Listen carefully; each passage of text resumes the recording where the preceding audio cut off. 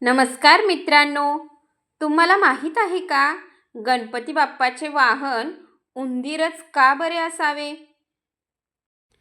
चला तर मग यामागची कथा तुम्हाला मी ऐकवते. खूप खूप वर्षापूर्वीची गोष्ट आहे. त्या काळात राक्षस आणि देव यांच्यात वारंवार युद्ध होत असे. लोकांना त्रास देणे, देवतांची पूजा नष्ट करणे आणि सर्वत्र भीती निर्माण करणे हे काही राक्षसांचे काम असे. अशा राक्षसांमध्ये एक राक्षस होता, गजमुखासूर.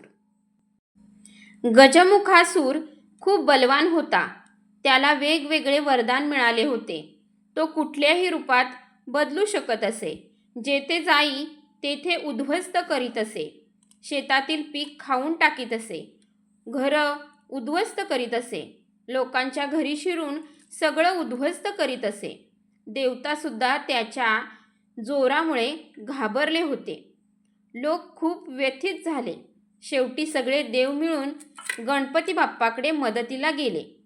गणपती बाप्पा हे विघ्नहर्ता म्हणजे अडथळे दूर करणारे म्हणून ओळखले जातात. ते बुद्धीचे, ज्ञानाचे आणि धैर्याचे देव आहेत. देवांनी त्यांना प्रार्थना केली, बाप्पा, गजमुखासुराने खूप अत्याचार केले आहेत. आपणच आम्हाला वाचवा.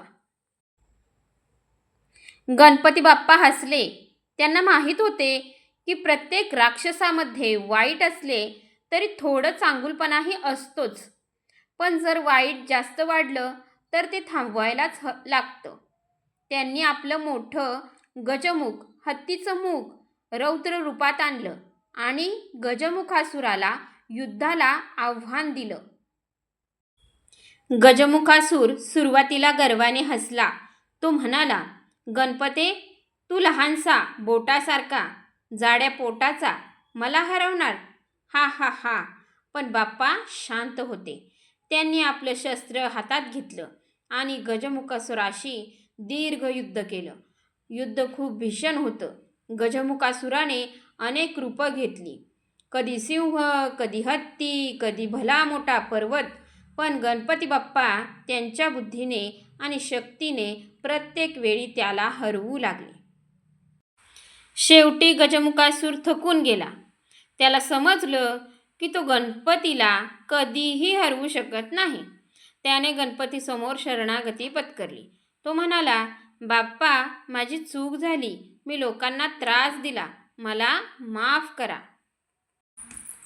गणपती बाप्पा हसले आणि म्हणाले, गजमुखासुरा, तुझ्यात खूप शक्ती आहे, पण तू ती वाईट कामासाठी वापरलीस. आता मी तुला शिक्षा करीन, पण ती तुझ्या उद्धारासाठी असेल.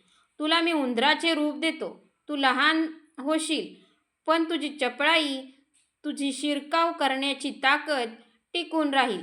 मात्र आता तू लोकांना त्रास न देता माझ्या सेवेत राहशील, माझं वाहन बनशील आणि नेहमी माझ्याबरोबरच राहशील. तेव्हापासून गजमुखासूर उंदराच्या रूपात गणपती बाप्पाचे वाहन झाला.